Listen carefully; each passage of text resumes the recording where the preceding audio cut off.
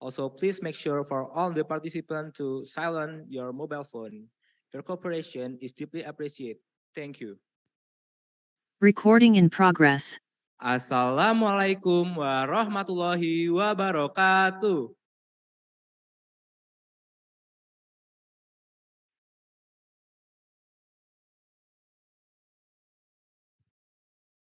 Alhamdulillahirabbil alamin wassalatu wassalamu ala asrafil anbiya'i wal mursalin wa ala alihi wa ashabihi wa man tabi'ahum bi ihsanin ila yaumiddin. Rabbi shrah li sadri wa yassir li amri wahlul 'uqdatam min lisani yafqahu qawli. The Honorable Dean of Faculty of Law, Universitas Islam Indonesia, Profesor Dr. Budi Agus Riswandi, SH M.Hum. Head of Undergraduate Program Studi, Bapak Dodi Setiawan Herianto, SH MH LLM PhD. Head of Undergraduate International Program, Ibu Associate Professor Dr. Aroma Elmina Marta, SH MH. The Honorable Chairman Judicial Council of International Program, Faculty of Law, Satria Duta Pradana, and all the speakers, and to all my beloved audience.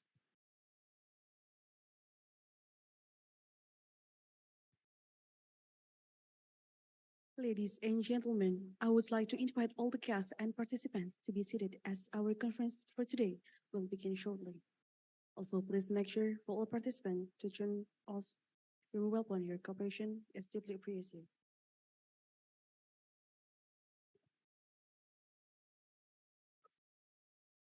First of all, praise be to Allah that has already given us blessing. Therefore, we can attend this lovely meeting with all great audiences. Second of all, we, as the Master of Ceremony in this event, would like to introduce ourselves. My name is Sheila Apriliani Albar. I am a law student from the International Program, Universitas Islam Indonesia, batch 2021. And my name is Rido Alana Abidasta Widya Chandra, and I'm law student from the International Program, Universitas Islam Indonesia, batch 2021. Ladies and gentlemen, we are so glad to have you here in our International Student Conference 2022. As the Master of Ceremony, please allow us to deliver the structure of today's event as follows. First, opening ceremony. Second, reciting of Holy Quran. Third, listening of Indonesian national anthem and hymn of Universitas Islam Indonesia. Fourth, welcoming speech and formal opening from Dean Faculty of Law as a keynote speech. Fifth, discussion that will be guided by moderator. Sixth, awards for best participants. Seventh, closing ceremony. And now, let us open our agenda for today by reciting Basmalah together. Bismillahirrahmanirrahim. Now, it's time to listen to the reciting of the Holy Quran that will be recited by our brother Muhammad Tasnim Indarta. To Muhammad Tasnim Indarta, the time is yours.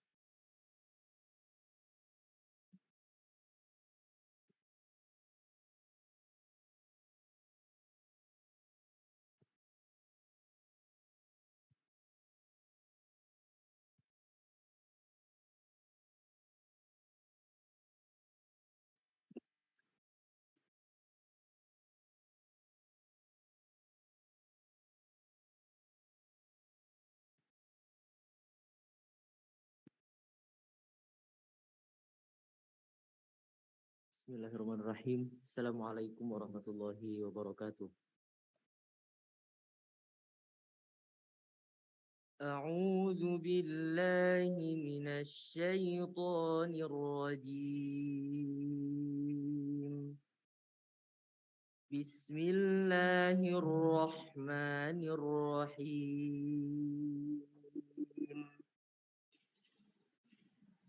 يا أيها الذين آمنوا إذا تناجيتم فلا تتناجوا بالإثم والعدوان ومعصية الرسول وتناجوا بالبر والتقوى واتقوا الله الذي إليه تحشرون إنما النجوى من الشيطان ليحزن الذين آمنوا وليس بضارهم شيئا إلا بإذن الله وعلى الله فليتوكل المؤمنون يا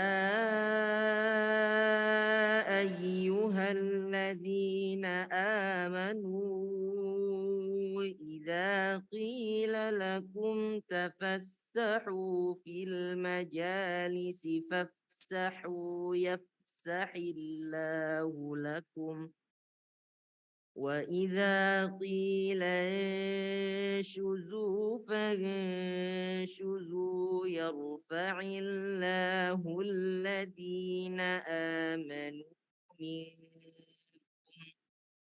والذين أوتوا العلم درجات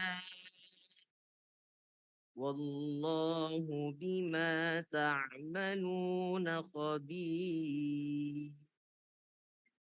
صدق الله العظيم. Assalamualaikum warahmatullahi wabarakatuh.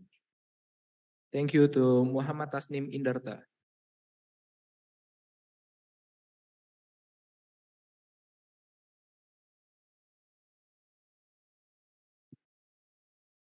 Now, to all the participants who are in this place, please stand up for a moment to listen to our national anthem, Indonesia Raya, and hymn of Universitas Islam Indonesia. For participants who are in this place, please arise.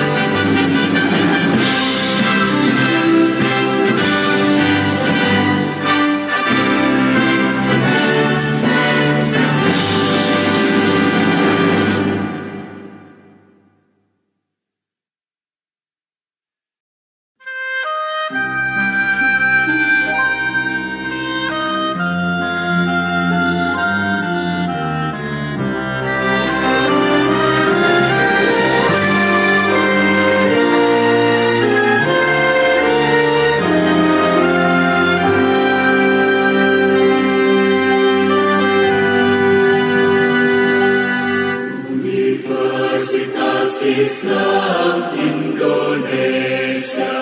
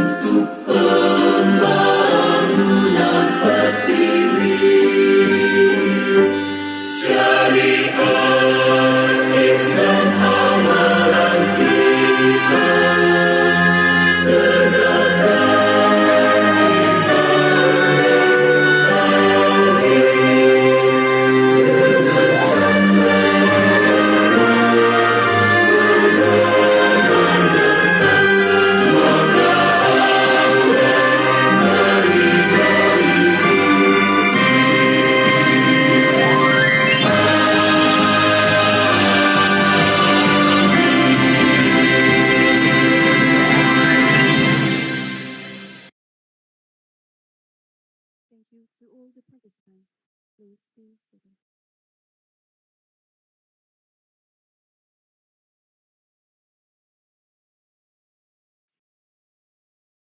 Next will be keynote speech from Bapak Associate Professor Hanafi Amrani, SH, MH, LLM, PhD.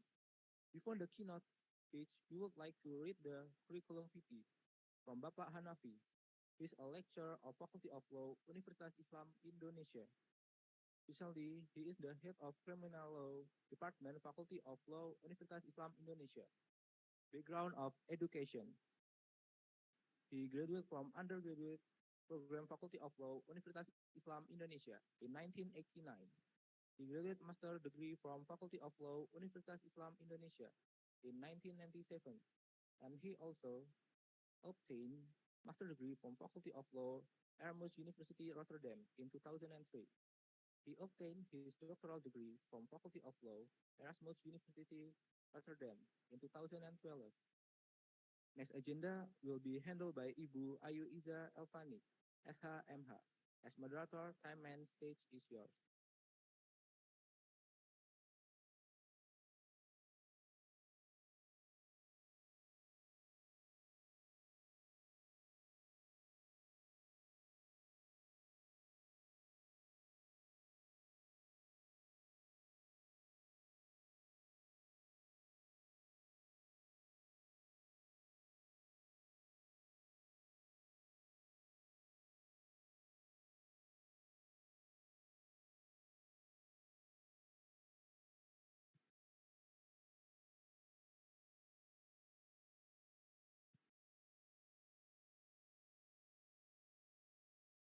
Assalamualaikum warahmatullahi wabarakatuh. Alhamdulillahirrabbilalamin. All praise to the Almighty Allah Subhanahu wa Ta'ala. The Honorable the Dean of Faculty of Law, Professor Dr. Budi Agus Riswandi, SHM Hum. The Honorable all the academic members of Faculty of Law, Universitas Islam Indonesia. Ladies and gentlemen, thank you for attending our event today. Before we actually start our main agenda today, we will hear the keynote speech from Bapak Hanafi Amrani PhD. Please welcome Bapak Hanafi Amrani PhD.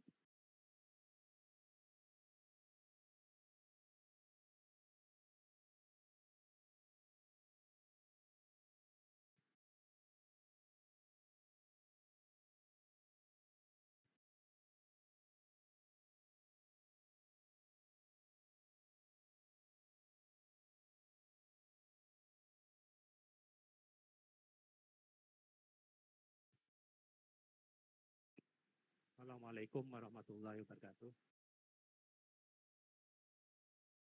Good afternoon, everybody, ladies and gentlemen. The Honorable Dean Faculty of Law, Universitas Islam Indonesia, Professor Dr. Budi Agus Riswandi. In this occasion, represented by Vice Dean of Student Affairs, Religion and Alumni, Dr. Andas Agus Trianta, MH, MA, PhD. The Honorable Study Dean, Head of Study Program, Mr. Dodi Setiawan Nur Herianto, SH, MH, LM, PhD. The Honorable Secretary of International Program, Dr. Aruma Elmina Marta, SHMH,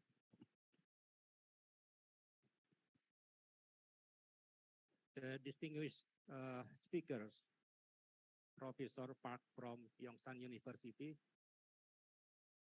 Ariwibowo, SHI, SHMH, and Christopher Kessen, LMGD, from Universitas Islam Indonesia, and Dr. Andrea from Aston Law School, United Kingdom, and my beloved student as well.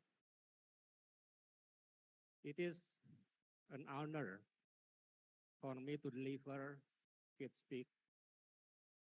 cannot speak in the International Student Colloquium, Best Practices in Combating Transnational Crimes, Comparative Studies in Indonesia, the United Kingdom, the United States, and South Korea. Ladies and gentlemen, as an effect of globalization, states increasingly face crimes that cross national borders. Crimes that used to be local have now evolved to become cross-border with the help of scientific and technological development. The term that occur in more than one country's jurisdiction. The law violation can experience by 2, 3, or more affected countries. Even though it involves more than one state jurisdiction, combating transnational crime cannot be based on international law. The international agreement or treaties purely procedural, and customs can be relevant to the issue concerning jurisdiction, enforcement, due process, judicial cooperation, and serving sentences. However, transnational crime is still a violation of national criminal law, as it is also resolved based on its country's national law. Ladies and gentlemen, today's problem is not about enforcing the law, but so much interest that is crashing each other. For example, corruptors fleeing their country is still a complicated problem. Even though there is already established mutual legal assistance between the countries, the synchronization of the law is still an obstacle that needs time and effort to solve. Some political backups by the perpetrator also cannot be underestimated. Moreover, the country in question underestimates the country which law interests to enforce. Then additional matters need to be solved. Transnational crime has many political interests.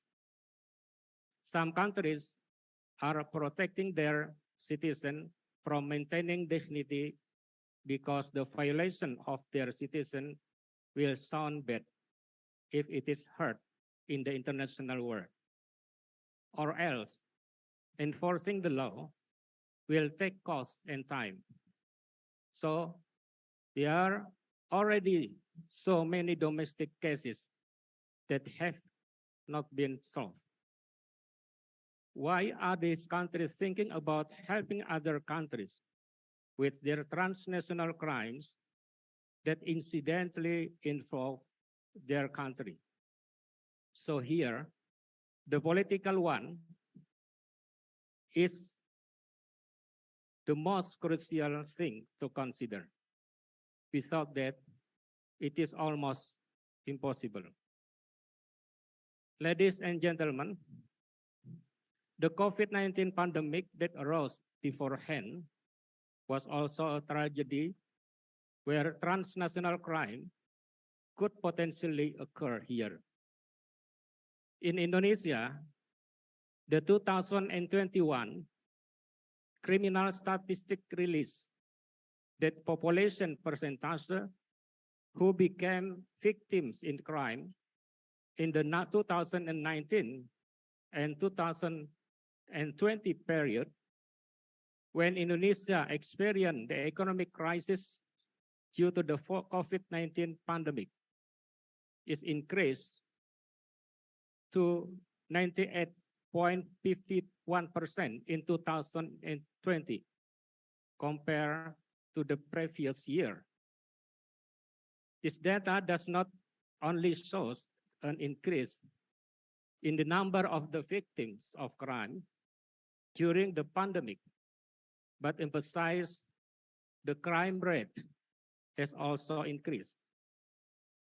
Furthermore, the social distancing policy that has been agreed upon by all countries of the world has also succeeded in bringing about the dominance of type of crime committed not face-to-face, making handling very complicated. The condition opens up ample space to transnational crime, where crime is no longer conventional, but has changed its face to become virtual, which can be easily committed anywhere and anytime. Therefore, we should put some prevention in every single tragedy and anytime. Therefore, we should put some prevention in every single tragedy that occurs. The cooperation here, bilaterally, regionally, and internationally, should be maintained well. In this discussion, we should have some insight into some incidents that could happen, how to prevent or combat those crimes and violations. Ladies and gentlemen, geopolitical issues between Ukraine and Russia are no less important to discuss. After the declaration of war between the two countries, criminals appear to take advantage of the situation. Among the many cases, Ukraine service members' alleged corruption is much discussed. These persons are involved in the illegal arms to extract maximum profit. Even though it has been not fully proven, the emergence of this issue may inspire other criminals to commit similar crimes in the future. Ladies and gentlemen, not forget to mention the rise of oil and gas in Indonesia. That could also lead to the violation of competition law, where some individuals could hoard oil and gas stock and sell them at high price. There is one scary formula that people keep in mind that draws the connection between the deteriorating economic situation and the growth of crime.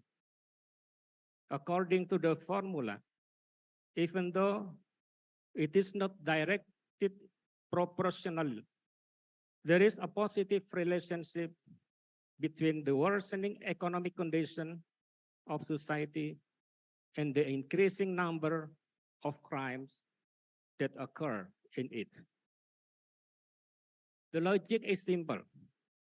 Rising unemployment and prices of necessities usually mark the deterioration of the community's economy. Suppose the cost of meeting the needs of life is increasing, while the source of income is no longer there. In that case, there are usually certain groups of desperate unemployed people. They will be willing to do anything, including committing crimes for a mouthful of rice to survive with their families the next day. How about transnational crime? The offense may be an option if the opportunity comes to those who are pressed for economic needs. Ladies and gentlemen, after discussing some of the previous issues, the evaluation to prepare the best idea to contribute to the prevention and law enforcement of cross-border crime is well-founded. The closest challenge we will face is the issue of an economic recession in 2023. The most prominent characteristic of transnational crime is to gain economic benefits from the crimes that occur. So it will let specific individuals exploit this recession phenomenon by committing crimes that can even affect several countries. Apart from the problems regarding transnational crime, how can this number of issues be solved? The answer is only one, namely international cooperation. Before transnational crime emerged, the term transnationalism first appeared in the early 20th century to describe a new way of understanding relations between culture and nations. Transnationalism is a social movement that grows due to the increased interconnectivity between people worldwide. For me, the movement essence is how individuals are connected and work to build together in economic, social, cultural, and even law enforcement.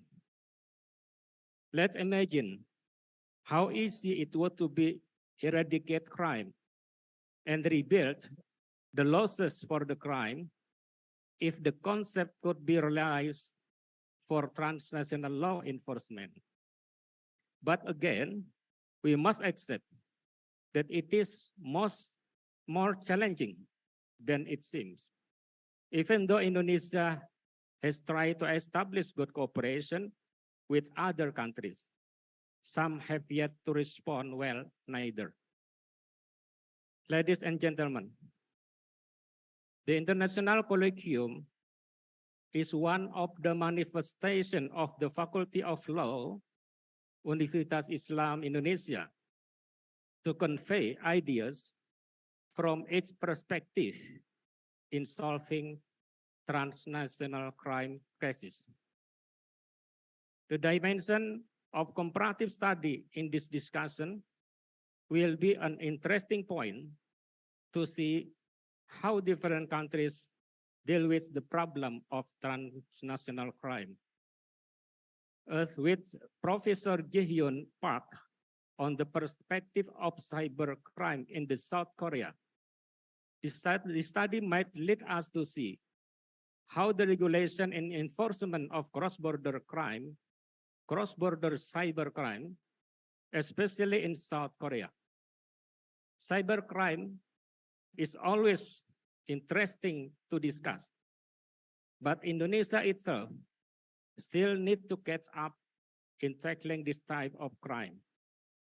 The National Cybersecurity Index report notes that Indonesia's cybersecurity index score is 39.96 from 100 in 2022. The figure places Indonesia the third lowest rank among the G20 countries, while globally, Indonesia is ranked 83rd out of 160 countries in the list of the report. Ladies and gentlemen, apart from cybercrime, we will also learn a lot about corruption and confiscation. From Mr. Ariwibowo, we will be introduced to this topic from the Indonesian perspective, while Mr. Christopher Kaysen will invite us to understand it from legal perspective of the United States. Last but not least, Dr. Andrea, who will also give us a study on the confiscation of the proceeds of crime in the perspective of United Kingdom. With several perspectives brought by the distinguished speaker, the hope is that this can be a valuable lesson for all of us.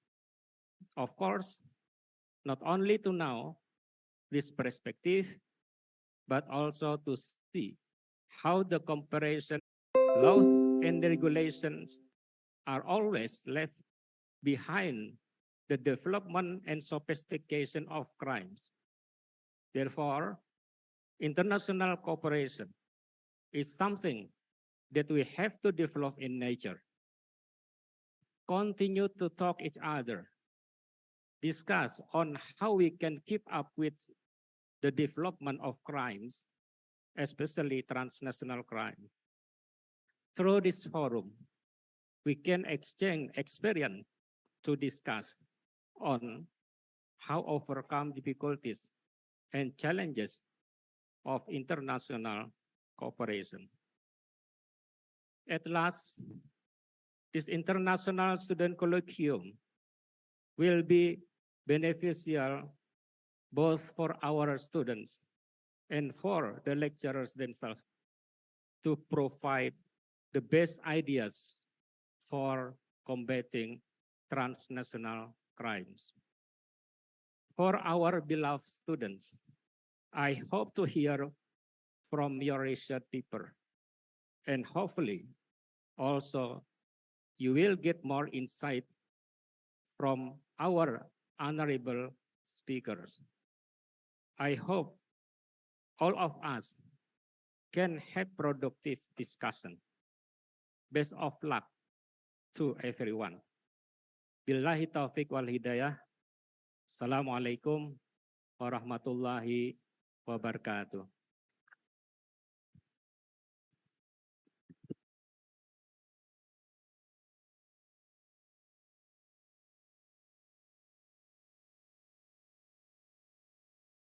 Thank you to Bapak Hanafi Amrani PhD for delivering our keynote speech today. Ladies and gentlemen, before today's main agenda, our distinguished speakers are already joining us today. The first speaker is Mr. Christopher Michael Kaysen JD. Good afternoon, Mr. Kaysen. Thank you for coming to our event today. Mr. Kaysen obtained LLM in International Dispute Resolution from the University of Miami School of Law, and also Doctor of Jurisprudence from University of Washington School of Law, and Bachelor of Arts in English and Business from Washington State University. Now, Mr. Kaysen works as senior lecturer in Islamic University of Indonesia, especially in the Faculty of Law. Ladies and gentlemen, please welcome Mr. Kaysen.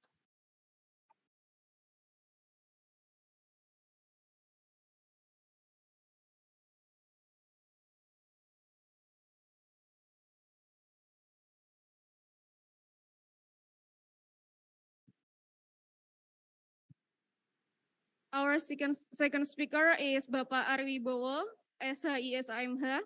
Good afternoon, Bapak. Thank you for joining us today. Bapak Ariwibowo is a lecturer in Faculty of Law, Universitas Islam Indonesia, and also the director of the Center of Economic Crimes, Faculty of Law, Universitas Islam Indonesia. He obtained Bachelor of Law from Faculty of Law, Universitas Islam Indonesia, and also Bachelor of Islamic Law from the same university, and Master of Law from Faculty of Law, Universitas Islam Indonesia. Ladies and gentlemen, please welcome Bapak Arwibowo.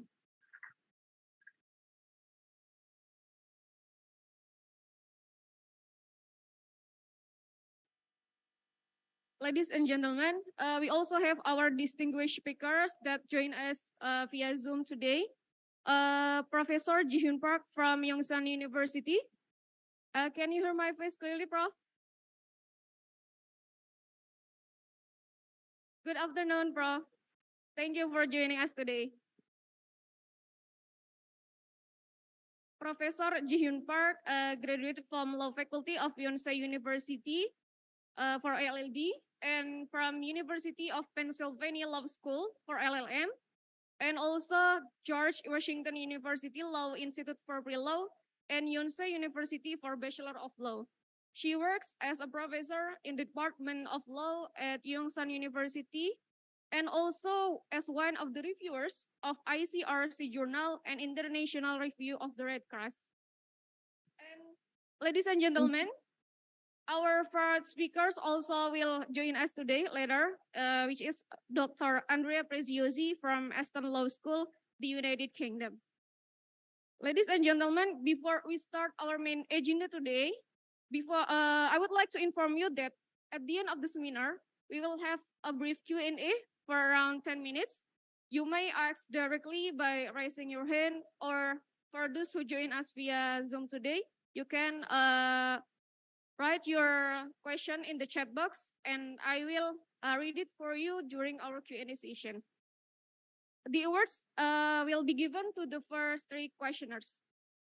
Ladies and gentlemen, without further ado, let's start our main agenda today, the International Student Colloquium regarding best practices in combating transnational crimes, comparative studies in Indonesia, the United Kingdom, the United States, and South Korea.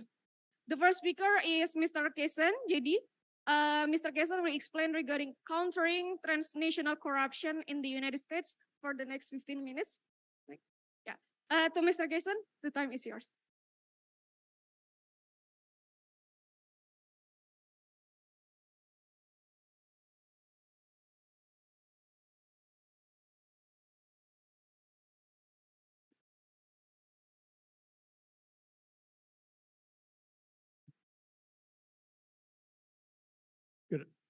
Good afternoon.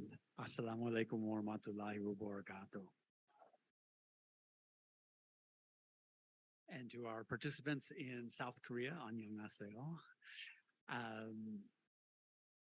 Thank you for inviting me here. I am always humbled by my company. So I thank you, Pak Budi, who unfortunately has a class right now. Pak Dodi, who is head of the undergraduate study program, Mbak Roma, who is head of the international students program, and again, to all the international students who are here and the students who are not part of the international program who are here as well, and Pak Agus, and then Pak Hanafi for the very good introduction. I'm going to be using some of your material as part of my presentation as well. And I'm also honored to be part of this group of lecturers. Pak Arwibowo, Professor Preziosi from Coventry University, and Professor Pak from Yongsan University. So again, I'm honored to be here and I appreciate your attention.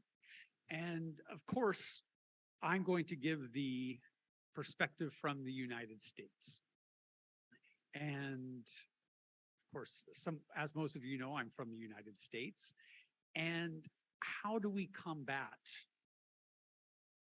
transnational crimes? Okay. And so I'm basically going to take the approach of how we fight transnational crimes through economic sanctions. Okay.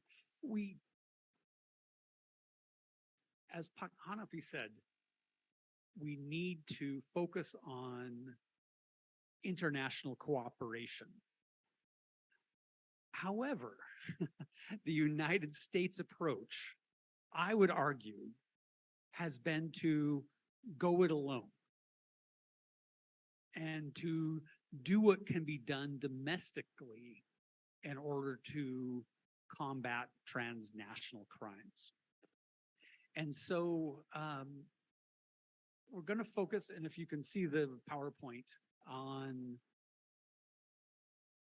how we use our domestic laws in order to address transborder crimes, transnational criminals. And we do that through, I just put my wallet in my bag. We do it through the wallet, through attacking criminals through their wallets, their dompet, as we'd say here, and going after the money that they make. As Pak Hanafi identified, most transnational and transborder crimes are crimes of both opportunity and are crimes of seeking financial gain. And so the US approach is based on addressing and reducing the financial incentive by capturing assets and preventing people from benefiting financially from their crimes. Okay, so we'll talk a little bit about the Foreign Corrupt Practices Act. We'll talk about OFAC, the Office of Financial Asset Control, and then the Magnitsky legislation. And I'll probably be stepping on my colleagues' toes a little bit because these same types of legislation have been adopted worldwide in combating these types of crimes. So I do apologize in advance for if some of our presentations overlap.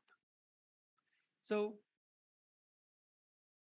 the Foreign Corrupt Practices Act is essentially limited in its scope, but it's prosecuting US nationals for promoting corruption abroad. So basically there's three things. It allows this prosecution, it limits the ability to do business, and its effectiveness is also limited.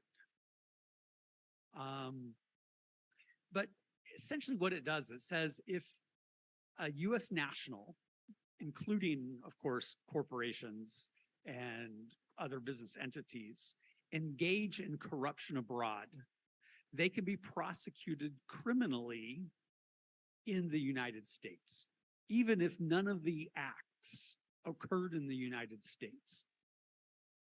And I see some of my students from my private international law class in the audience, and I appreciate your presence. But you are, of course, questioning how the United States has jurisdiction to do that when the acts occurred abroad. And again, it comes down to what we would call our in personam jurisdiction, jurisdiction over the person or the legal person that we would call a business entity. It has, however, come under some criticism because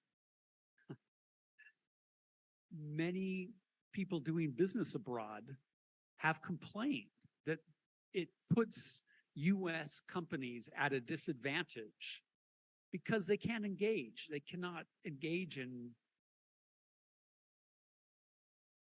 bribery or other things abroad. And because they would be subject to this, whereas other countries are free to do business where the view is that bribery and corruption is required in order to do business. And then, of course, its effectiveness is limited because the indirect ability to engage in corruption. So corruption through other parties, forming a entity, a joint venture in another country, for example, and having the money be coming from another avenue. So it's limited, but it's, again, the US's effort to go it alone and to use domestic laws and domestic jurisdiction in order to fight corruption abroad. Again, the effectiveness is questionable, but the idea is very good. So next, we'll talk about the Office of Foreign Asset Control. And this is through our Department of Treasury. And I know I don't have much time, but it's interesting to talk about our Department of Treasury. Treasury sounds like money. However, it's also under the umbrella of the Treasury is the Internal Revenue Service. For a long time, it was the Secret Service. If you've ever seen the movie of the people that protect the president, that used to be under the Department of Treasury until recently. And of course, counterfeit money is through the Department of Treasury. And importantly, the Office of Foreign Asset Control is part of the Department of Treasury.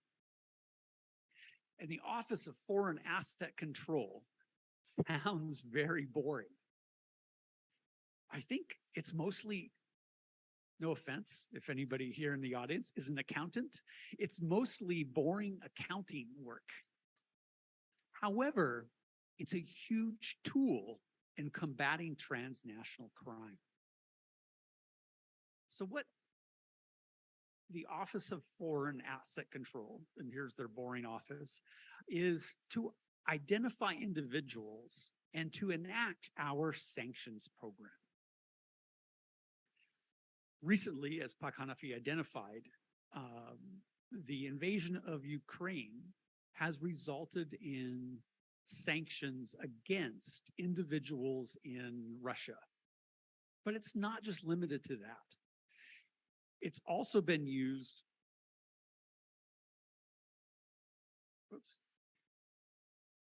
it's also been used to target drug cartels. It's been used to target human trafficking operations. And it's basically the tool that America has by all of the financial transactions that run through America. A lot of corruption dollars, and I will say dollars because a lot of that money ends up in the United States. And through the OFAC, we're able to seize that money, or at least freeze the assets temporarily in order to take away that incentive to commit those crimes. And again, of course, it's limited because of there's many other avenues for hiding corrupt money abroad. However, assets held in the United States are subject to this Office of Foreign Asset Control. This ability to sanction has been expanded, and we're going to call it the Magnitsky Act. Again, we're learning a lot of Russian today. I'm sure we'll hear more from our other presenters as well. But Mr. Magnitsky was a Russian national, and he was detained and disappeared through corruption in the tax. He was a tax lawyer basically in Russia, and he disappeared. And what this law says is that we can sanction individuals within a foreign government. And so it expanded the OFAC's ability to pursue these economic sanctions. The Magnitsky Law has been enacted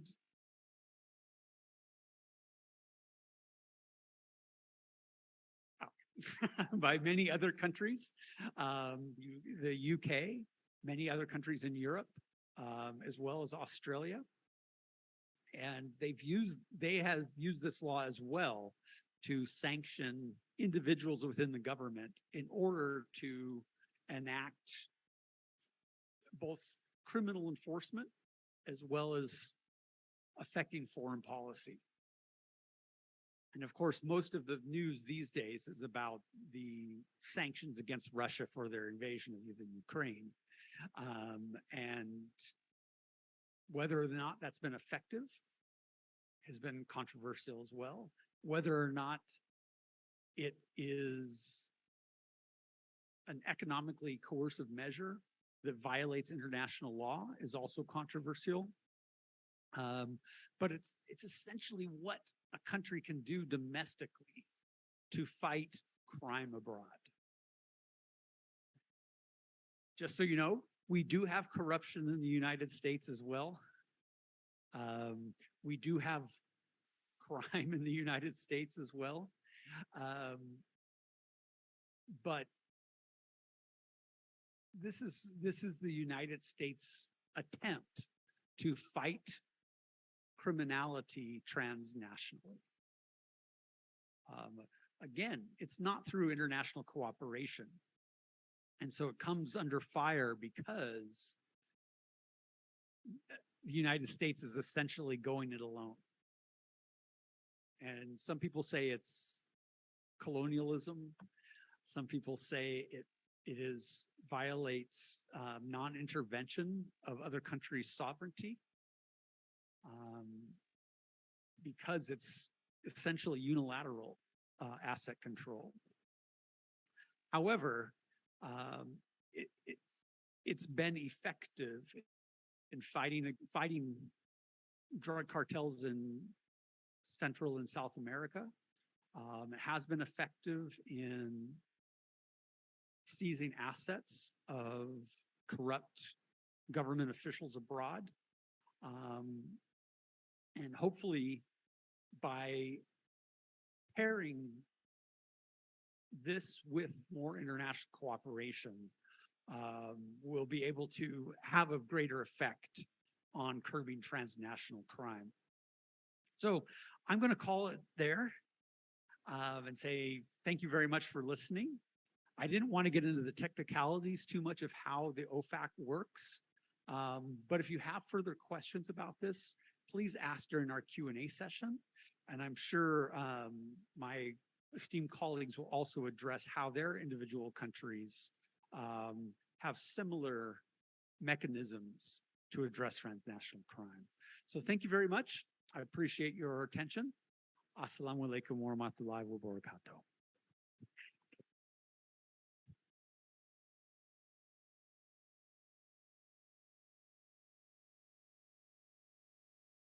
Thank you, Mr. Kaisen, for such an interesting explanation regarding the countering transnational corruption in the United States. Ladies and gentlemen, the next speaker is Bapak Ari Wibowo. Bapak Ari will give an explanation regarding confiscation of corruption assets in Indonesia, domestic and international challenges. To Bapak Ari, the time is yours.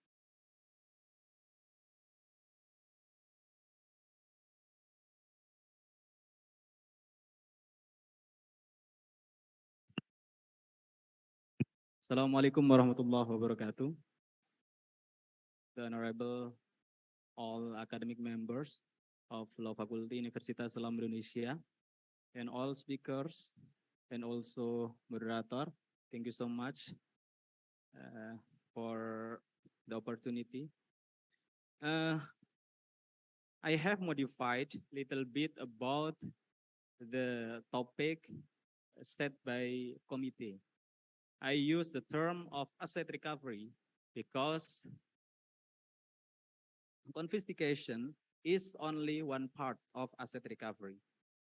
To recover the state asset or stolen asset, there are 3 steps. Firstly, tracing asset, and secondly, confiscation of the asset, and the last is asset recovery. So asset recovery is the last step. So in this topic, I want to explain about the barriers and solution to cross-border asset recovery Indonesia cases. Why I explain about the cross-border asset recovery? Because until now, no problem to recover asset hidden domestically. But the problem is about the assets stored abroad. Why? Because if the asset stored abroad by corruptors, there is a problem about the jurisdiction of the state. So one of the problem in corruption eradication is asset recovery. In terms of economic crimes such as corruption, the priority is not only corporal punishment, but more importantly, how to recover the state asset that have been stolen. The problem arises when corruptors manage to hide the assets, making it difficult to trace and recover. Asset recovery can be categorized into two kinds. Firstly, asset hidden domestically, and secondly, assets stored abroad. Based on the available data, if we see the annual report of Corruption Eradication Commission or KPK, there is quite successful in recovering the asset from corruption that are stored domestically. The total state asset that have been recovered by KPK are increasing over the years. Apparently, the data is only the recovery of asset hidden domestically, excluding those hidden abroad.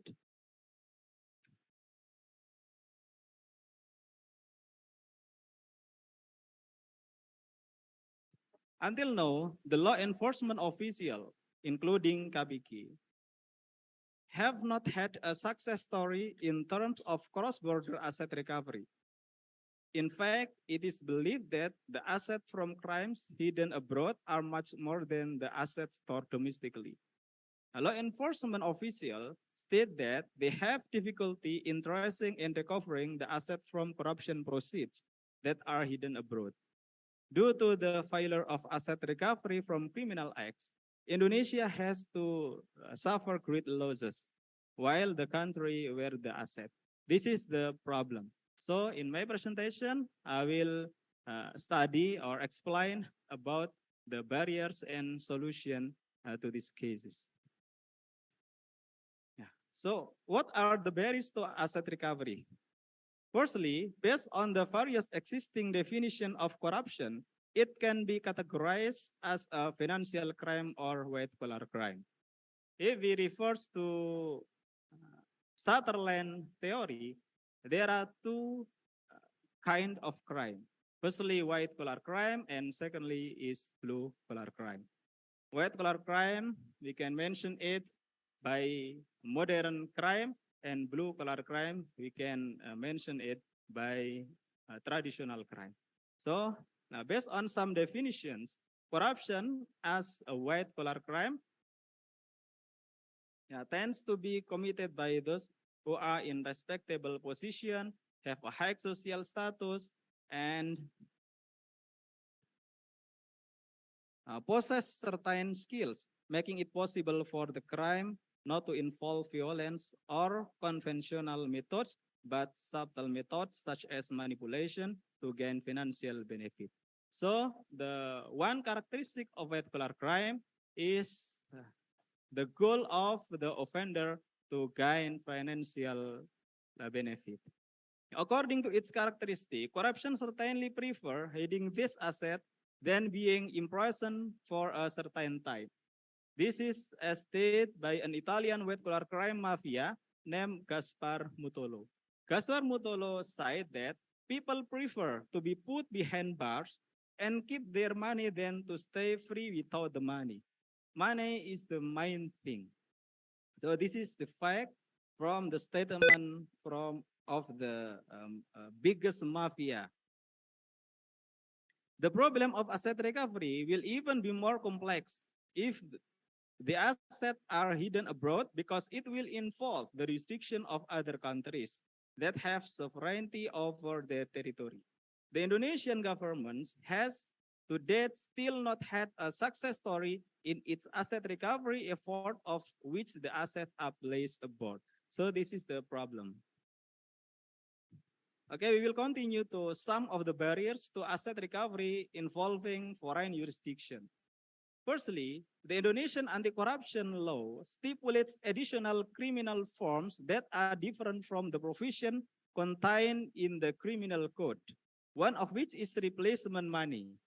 So this is the special punishment in anti-corruption law or Indonesian anti-corruption law.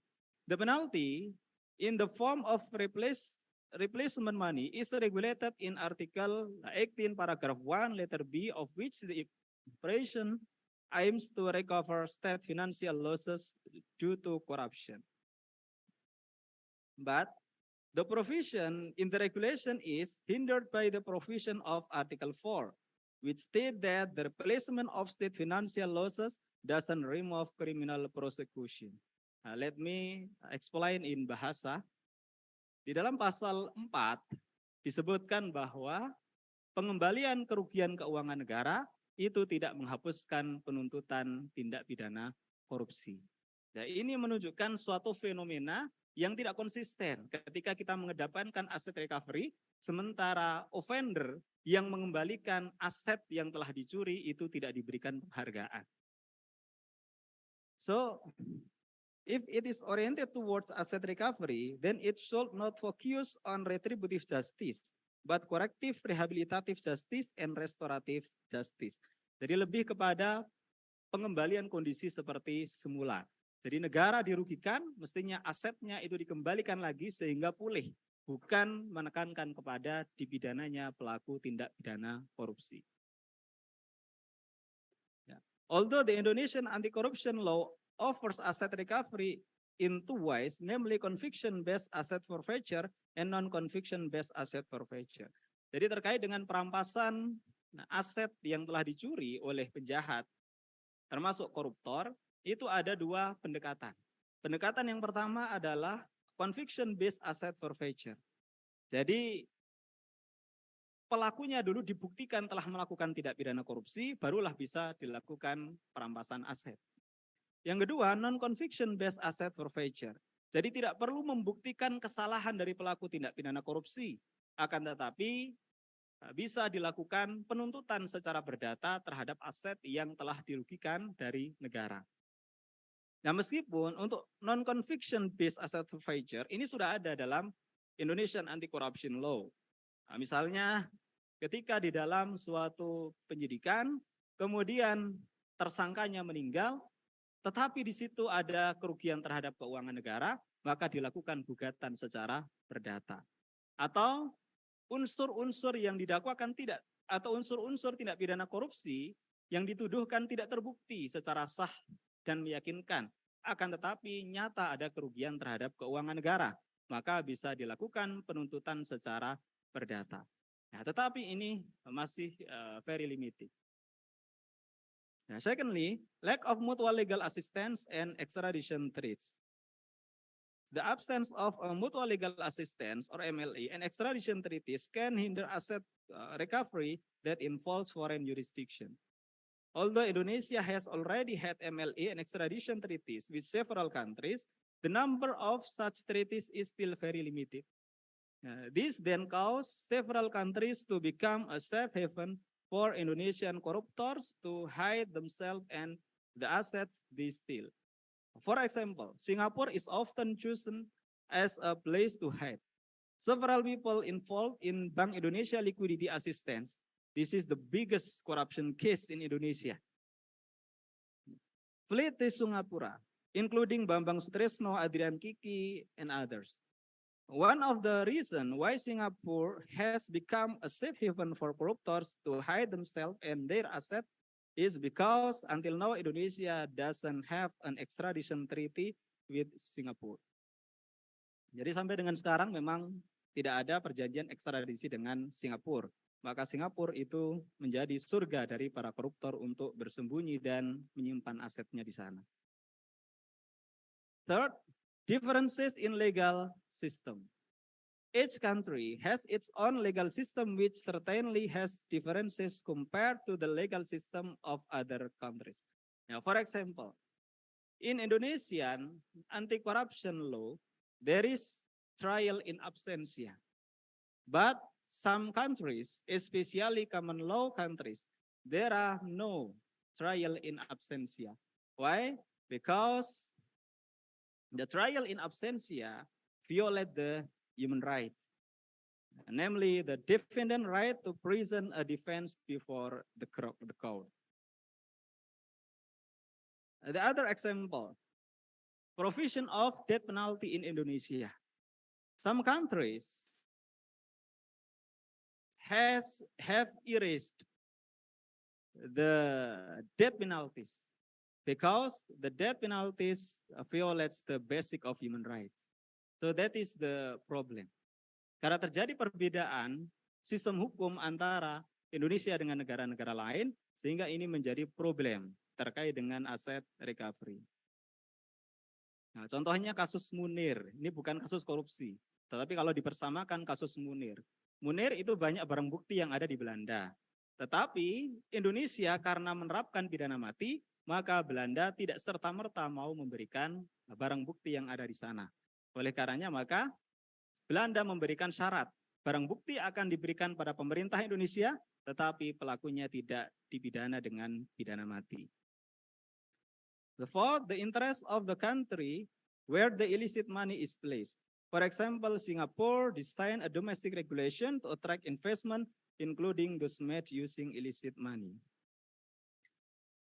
So, what are the solutions to asset recovery barriers? Firstly, regulation improvement. The Indonesian anti-corruption law actually contains the spirit for the realization of corrective, rehabilitative, and restorative justice oriented to asset recovery. So, the approach of justice is not retributive justice, but rehabilitative and corrective justice, and so restorative justice. Secondly, strengthening diplomacy. This is very important because diplomacy is a crucial factor in relation with other countries. There are certain differences in the legal system that can only be compromised through diplomacy. When two countries have poor diplomatic relations, the implementation of an MLA and extradition treaty will definitely be difficult. And third, sometimes there are procedural barriers when making cooperation with foreign institutions. As a solution to such barriers, private law firms can be used to perform asset tracing. Jadi terkadang ada hambatan prosedur dalam melakukan aset tracing dan perampasan aset. Oleh karenanya maka bisa menggunakan jasa firma untuk melakukan pelacakan dan untuk melakukan penyitaan atau perampasan aset. Ini seperti yang terjadi pada kasus Ferdinand Marcos dan Nigerian dictator Sani Abacha. This is my presentation.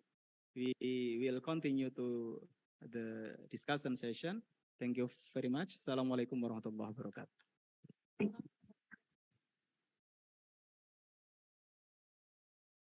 Thank you to Bapak Arwibowo for such a comprehensive explanation regarding barriers and solutions to cross-border asset recovery Indonesia cases. Ladies and gentlemen, the next speaker is Professor Ji-Hyun Park from Yongsan University that already joined us today via Zoom meeting. Professor Ji-Hyun Park will explain regarding skyrocketing cyber crimes and challenges of South Korean cyber law. Professor Ji-Hyun Park. Yes, I will. Okay. I will. Yeah. Yeah, the time is yours, Prof. Thank you. I will also use the PPT for my presentation. Do you see my presentation? Yes, Here? yes, Prof. Yeah. Okay, okay. Okay. Mm.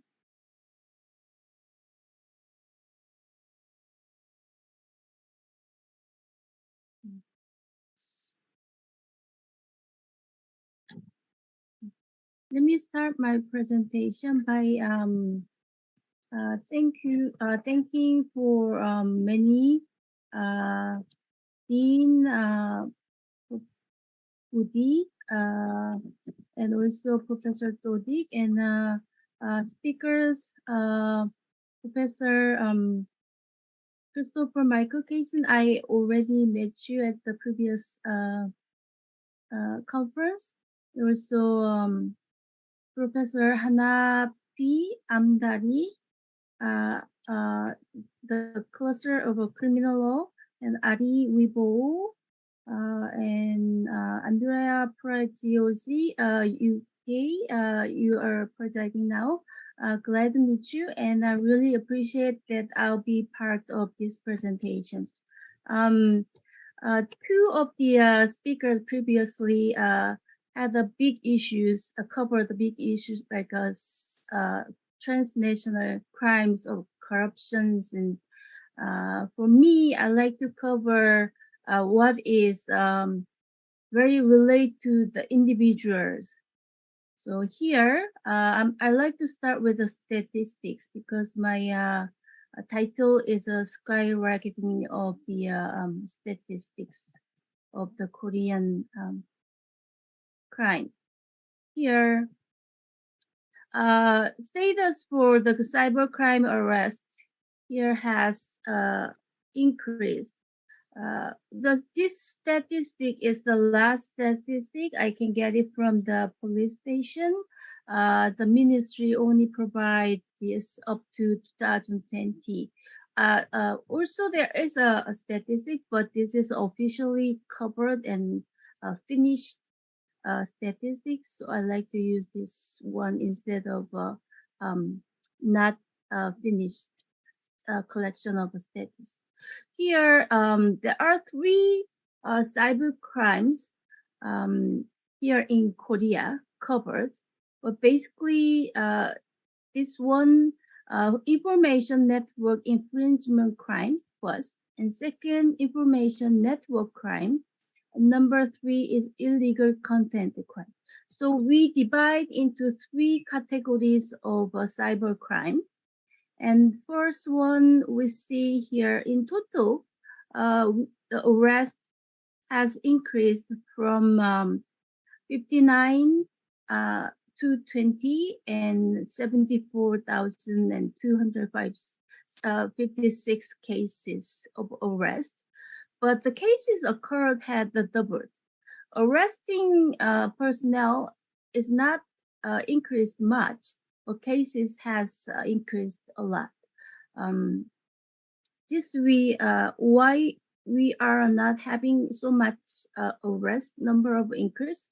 We'll cover that later. For the matter of category of cybercrime, for the first category of information network infringement crime, such as hacking, denial of service attack, or malware, which you may know very well, the case of the increase from 291 cases to 4,344 cases. So it's almost double the case of the this infringement crime.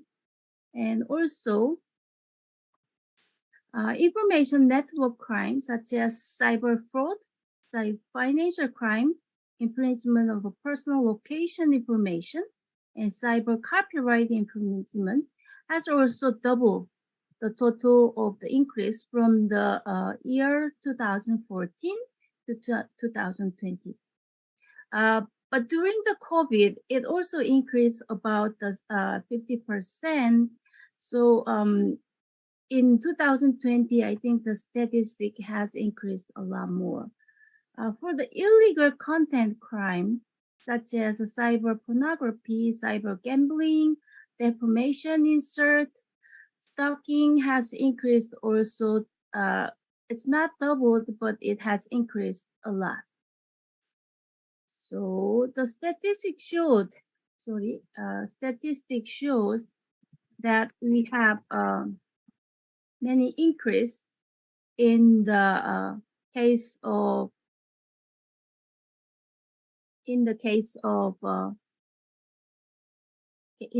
cybercrime.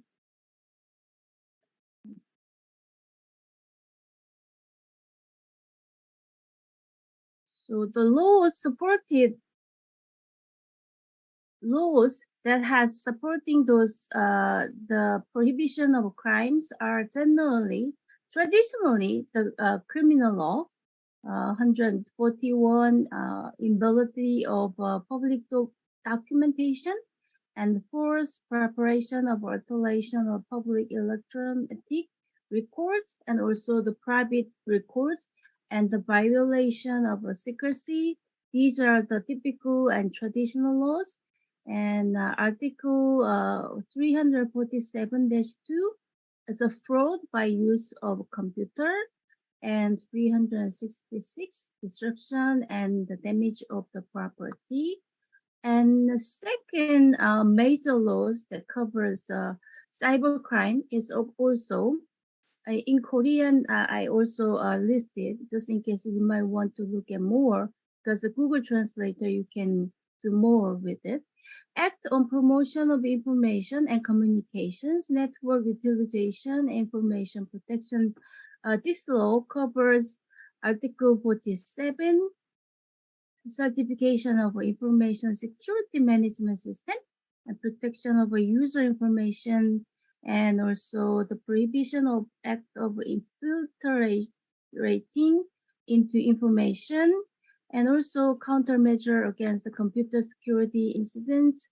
And these are the traditionally what we cover for the crime, and then transit to the cybercrime. Now, also there is a article covering international cooperation. Why am I saying this is? There is an article covering international cooperation in the law saying the government shall cooperate reciprocally with other nations and international organizations.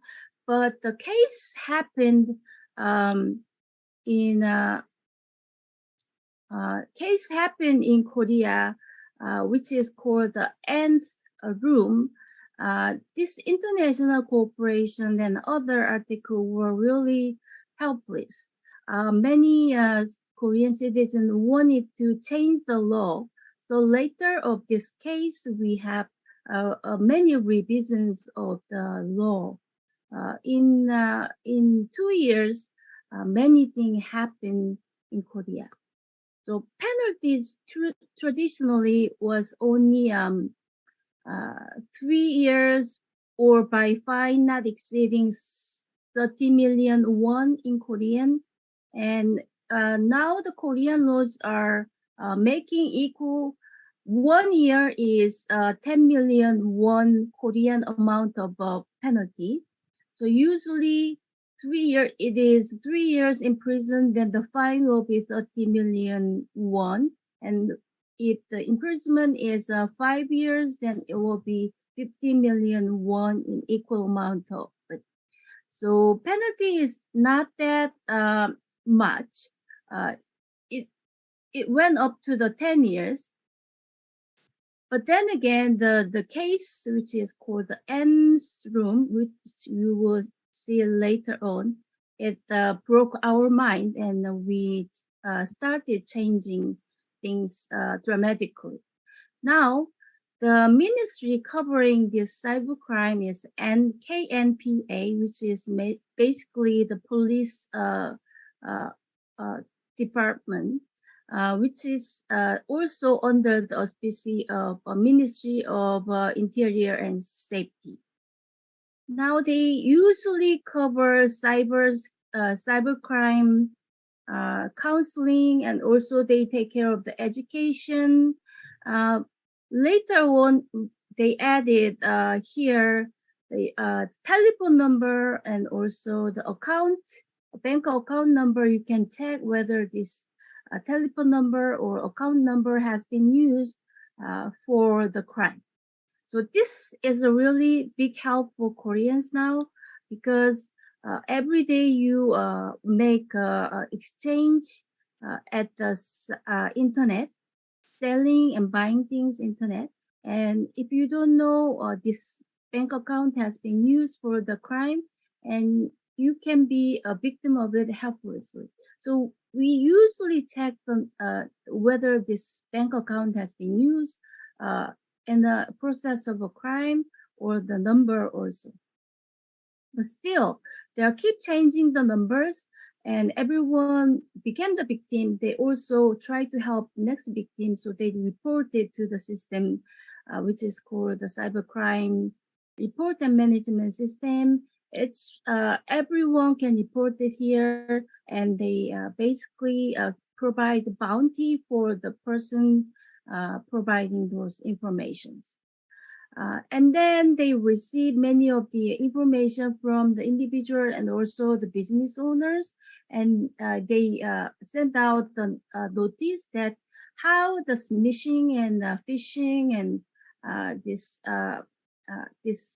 crimes relating to hacking mail and the messaging is now happening. So in detail, they process how this is the link you should not be touched, and this is the number you should not click. And now the countermeasure is becoming more specific.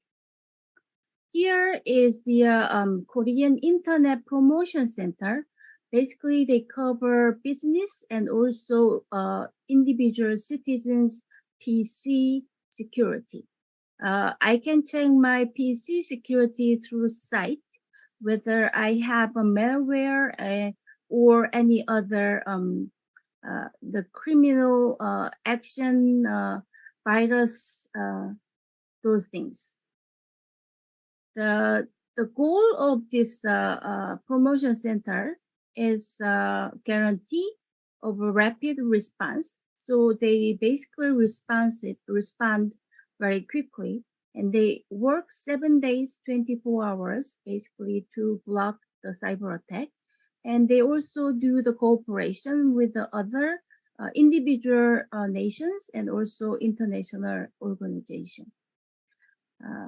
Now, this is today I have captured this, and they run the internet page saying how many malwares are in the internet now.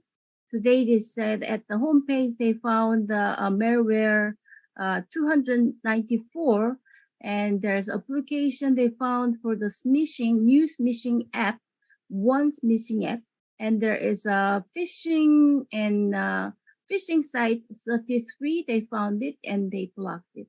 So every day you can check this one, and you may see which site is covered and blocked. Here, 사업자 is a business, and 국민 on the right side is individual. And you can ask about your information used in any of the web page, and also you can report that you've been the victim of it. Here is the Cyber Education Center. Here, Recording in progress. Can you hear me? Yes, Prof. Yeah, we can hear you clearly. Okay, sorry. So this is a site, and also I like to. So I've been. I think. Let me see. This is a little bit of a technical slowdown here. So I'm going back to my presentation. So here, let me go back to my presentation. It includes the blackmail and cyber sex trafficking, and also it is very related to the Telegram, because Telegram they use it because they are not tracked.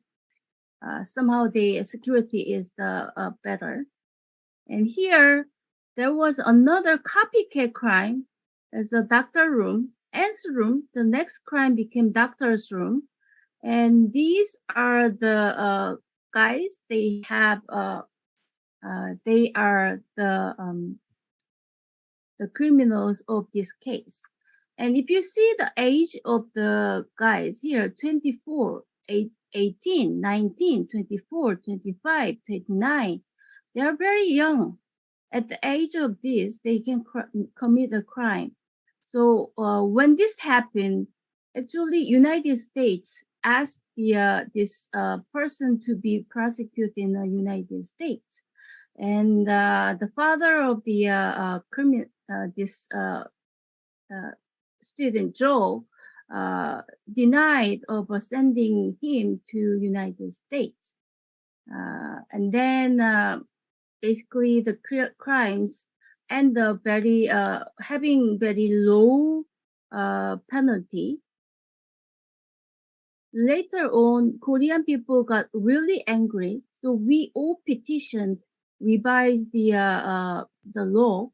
So after this ends room case, the revision of sexual violence has up to the makers and distributors here, they have upgraded to 5 to 7 years, and the penalty of the monetary damage, 30 million to 50 million.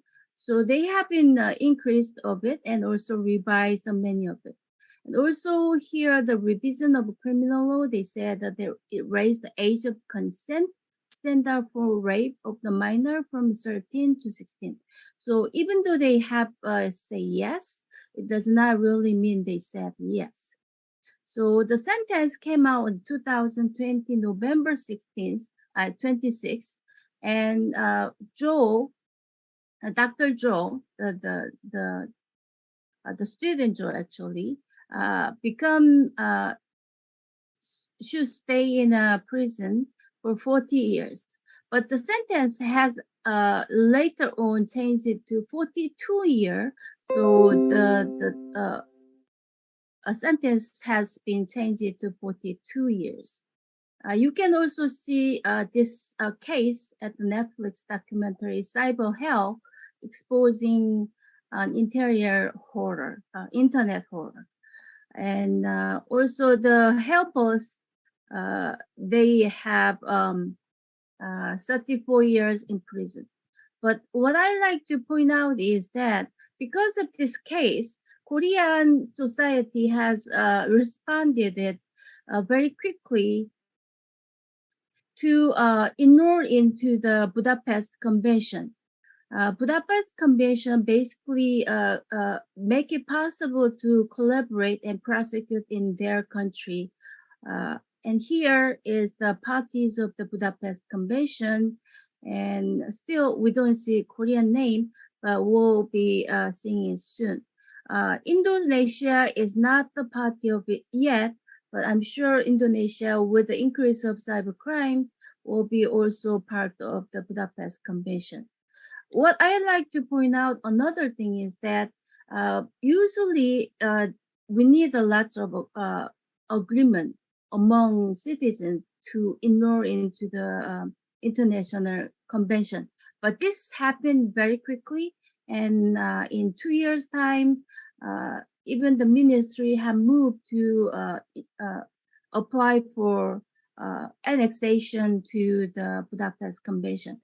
Next one is the cheat site, which is also, this is not the government site, this is individual business, but the cheat really helps to block the internet crimes, especially financial crimes. You can check the number of the phone number. You can just put the number and also the bank account number, and you can check whether the bank account or the number has been used for the crime.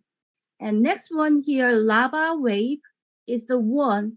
There are many crimes. Some of the very young age girls expose their body to the criminal, and then they cannot block them, so they continuously follow their order. This lava wave is the block of the those pictures already gone out to the internet, And here is also individual business helping those victims. They want to block their pictures, and they help them to block the pictures by making a new solution for them. Okay, so now I see it is the ignoring to the new convention, making a better society with the business owners. And here is also another way of blockchain technology innovation. This is a seminar I have attended yesterday. They have a solution for the blockchain technology blocking those cyber crimes.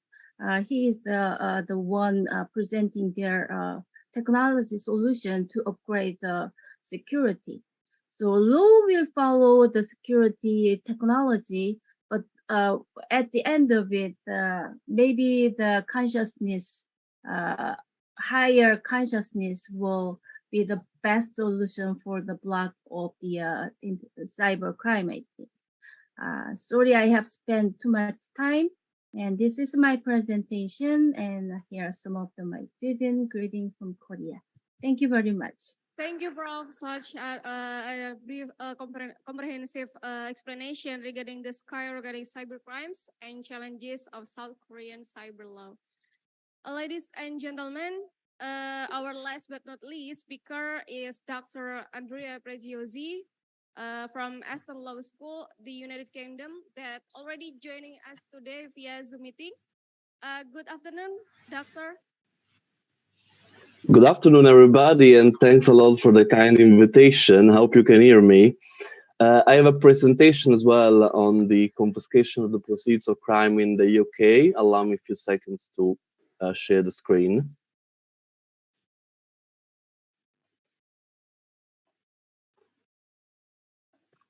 I hope you can see it.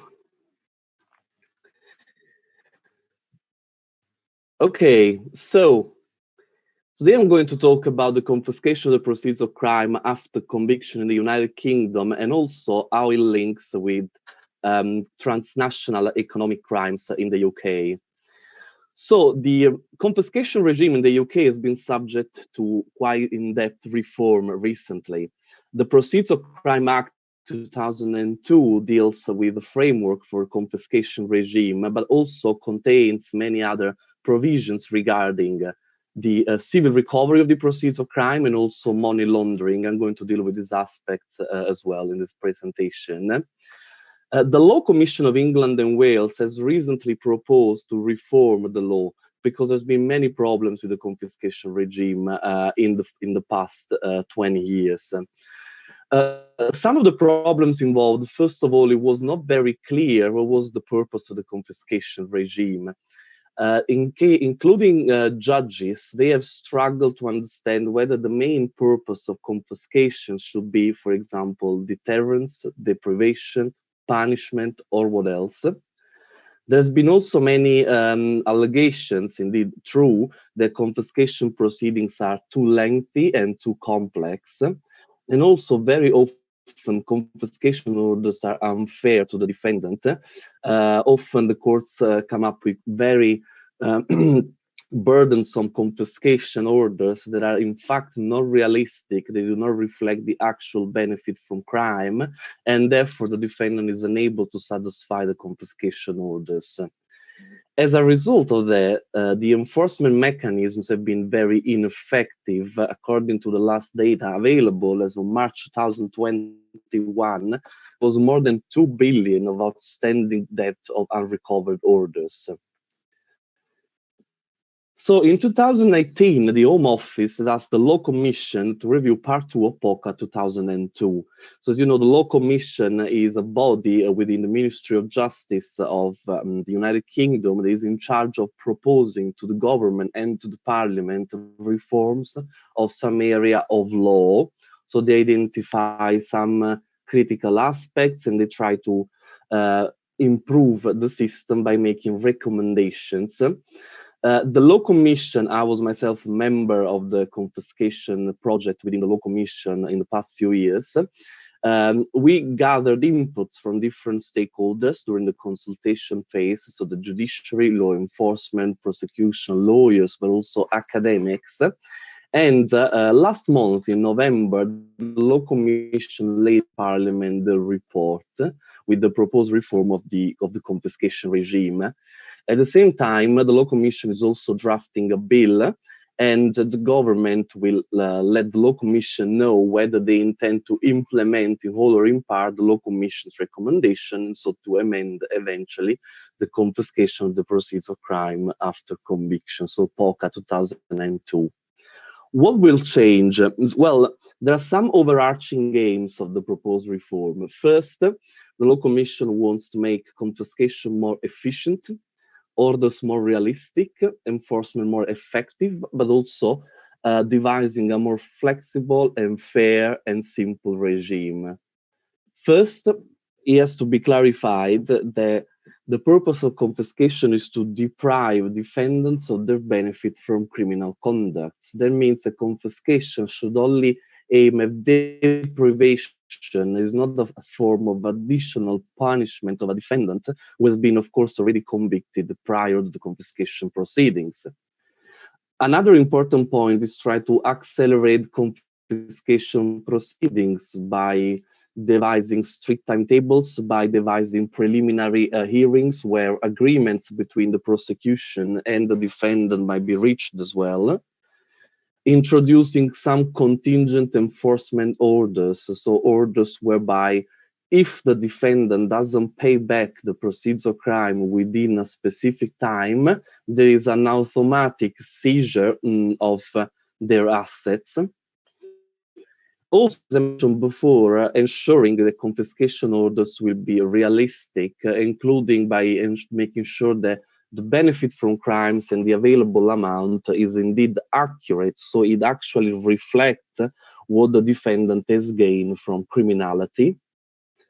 Strengthening enforcement mechanisms is another aim, including by using restraint orders, so orders that come up, that are imposed before confiscation orders are indeed imposed, to avoid dissipation of assets. Also strengthening the law enforcement agencies through police training, a national asset management strategy, and including training for judges by making sure that only judges with appropriate level of expertise can deal with the most complex confiscation cases.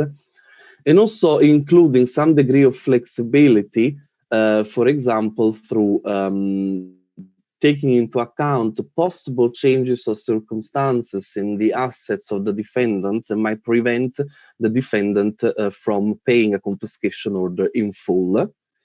And especially, there's been a quite critical point, making sure that from the fund recovered from confiscation, the payment of compensation to victims of crime is actually prioritized to make sure the victims are not left alone.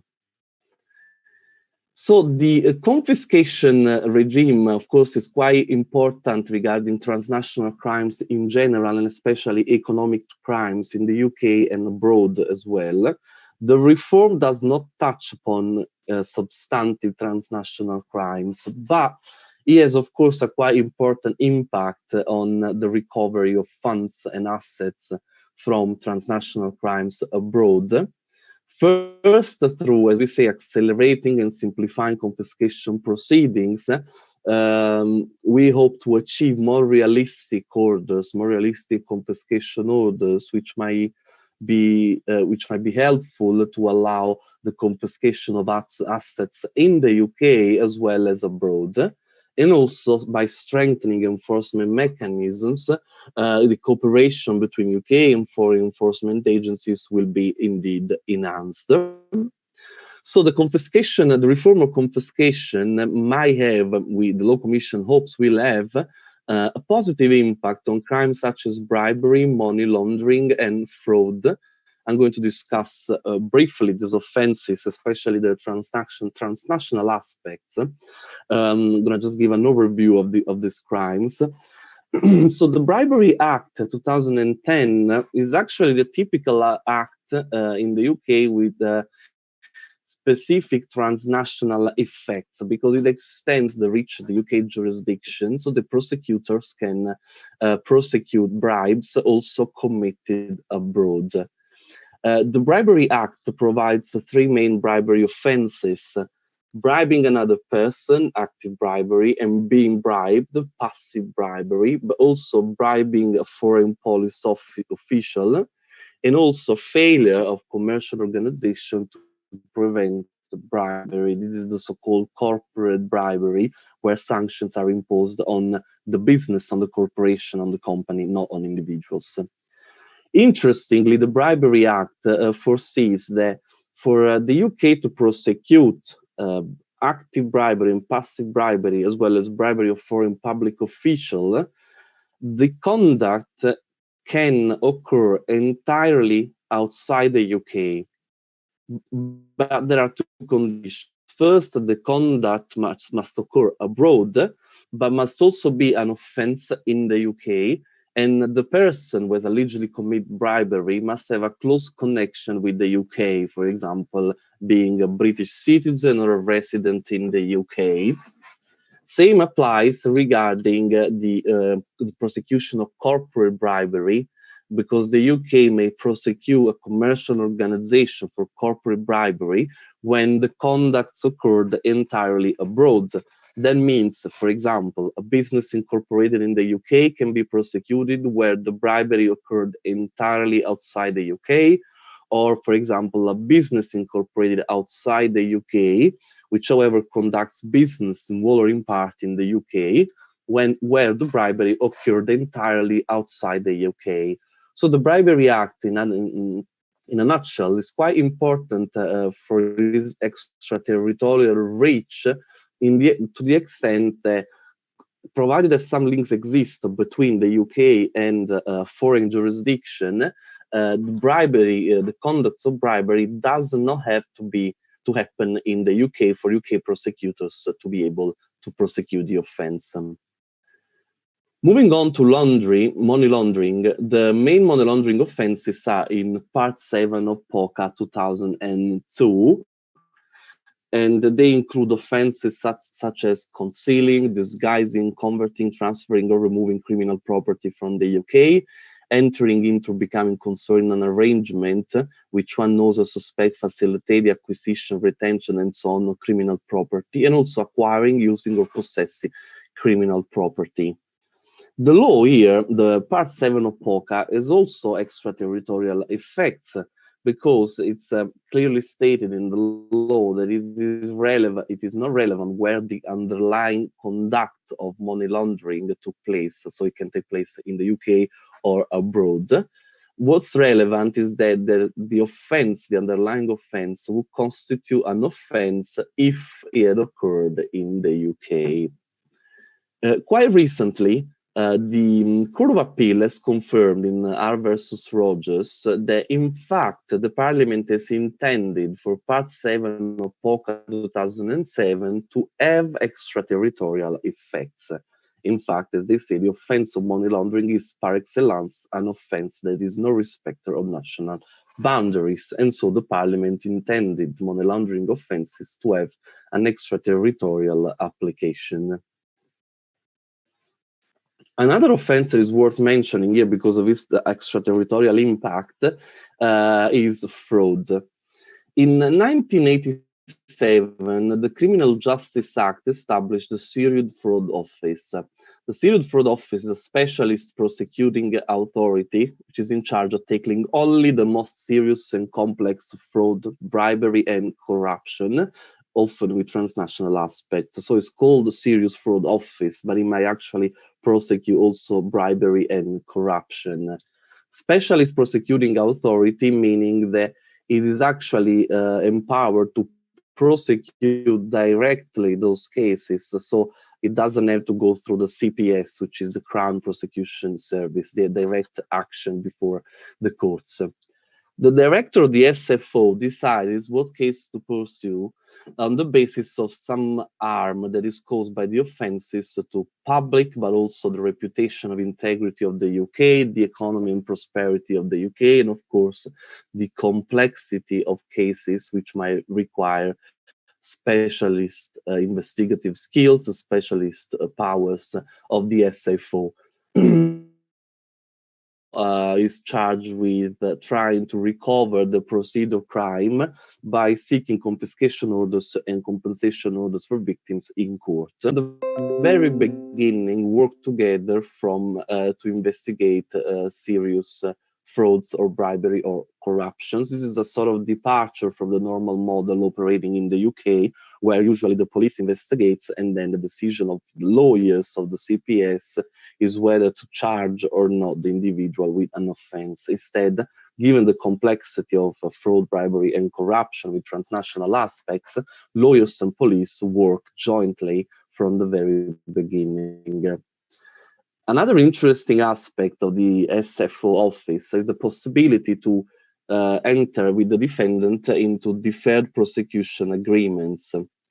How they work? They work in the following way. The SFO might suggest to the defendant to enter this agreement under the supervision of a judge. If a judge agrees and the DPA is approved, the prosecution is suspended until the organization complies with some conditions, for example, making full reparation, paying financial penalty, or cooperating with prosecutions of individuals within an organization. So the incentive for the defendant to enter into deferred prosecution agreements is especially because they avoid the bad reputation of being prosecuted, and also the advantage, the benefit for the prosecution is that the defendants might be more likely to cooperate with investigations if they are eventually not prosecuted and they make full reparation and pay the financial penalty.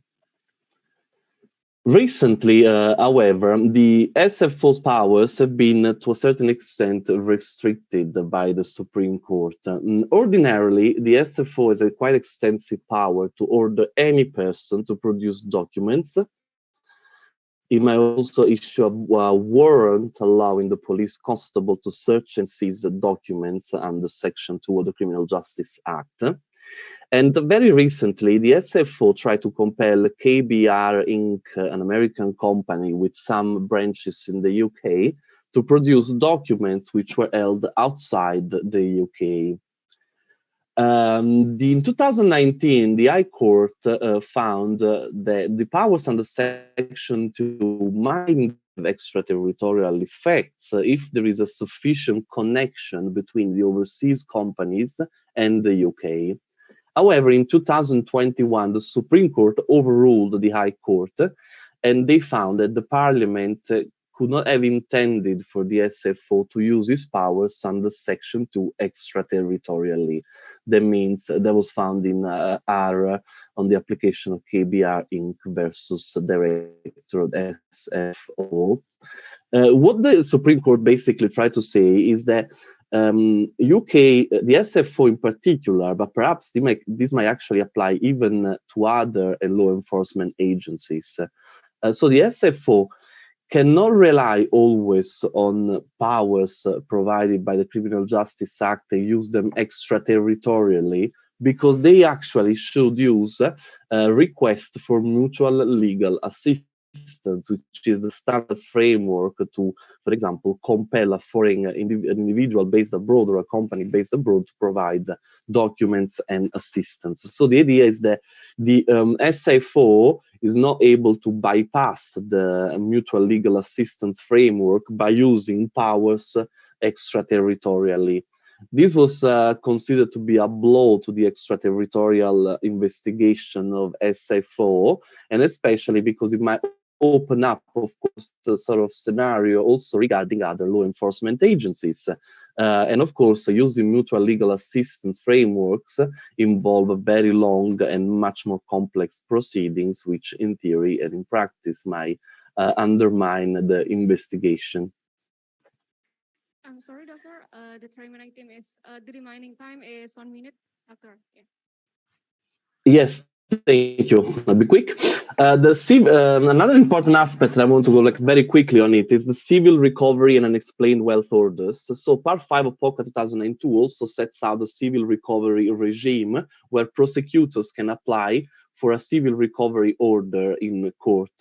The civil recovery regime is quite interesting because it allows prosecutors to find the proceeds of crime without an actual conviction from the defendant. Because they are civil proceedings, the standard of proof is the balance of probabilities. They also have extraterritorial effects.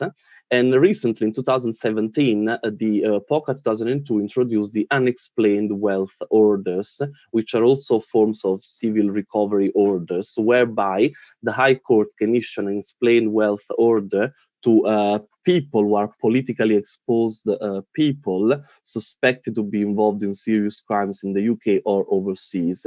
If these orders are granted, the respondent has to explain how he or she has obtained the property. If they don't explain it, there is a presumption that the property was obtained unlawfully and therefore it can be subject to civil recovery proceedings. This regime has been strengthened further in the Economic Crime Act 2002, intending to targeting assets of oligarchs, mostly in the UK, but also abroad, following the invasion of Ukraine. Very quickly then, I'm just going to give a few quick snapshots on the post-Brexit challenges to transnational investigations. Of course, Brexit has created some problems regarding cooperation within EU borders.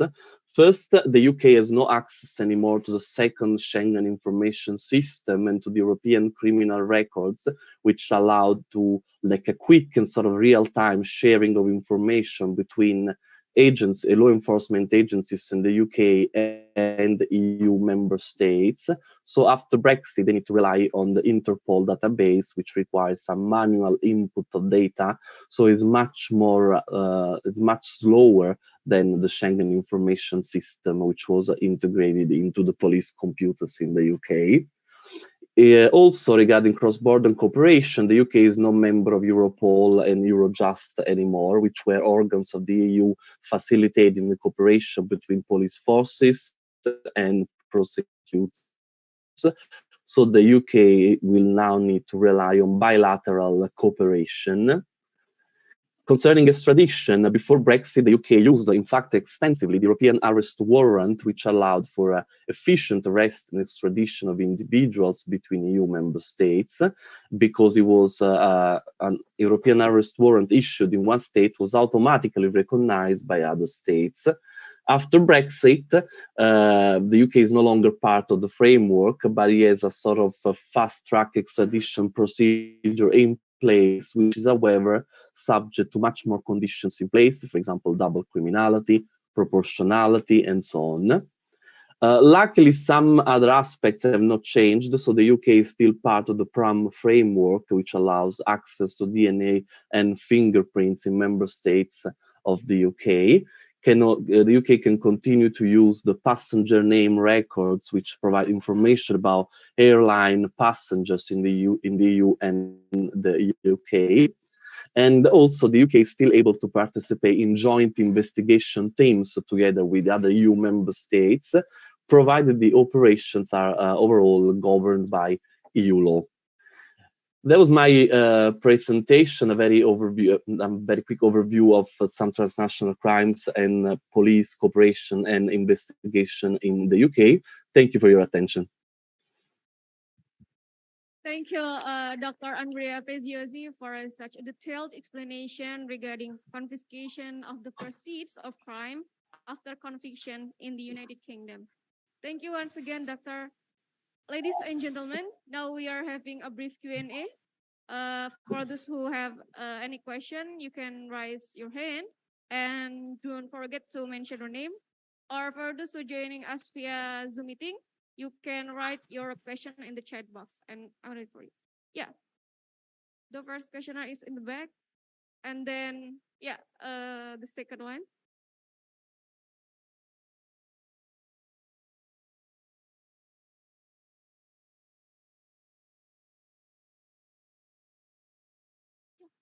Yeah, we have 3 questioners. The first one is in the back.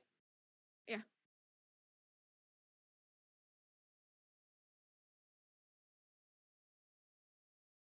Okay, my name is Fanny Nurstianingsih. And then I want to ask, how each country searched for the perpetrator of the crime? Pardon? How is? How each country searched for the perpetrator of the crime? Okay. Do you have like specific speaker to address to, or? It's upstairs. Okay. Yeah. Maybe like we will answer it first. Yeah. Okay. Maybe like Mr. Chris first, since he is the first speaker.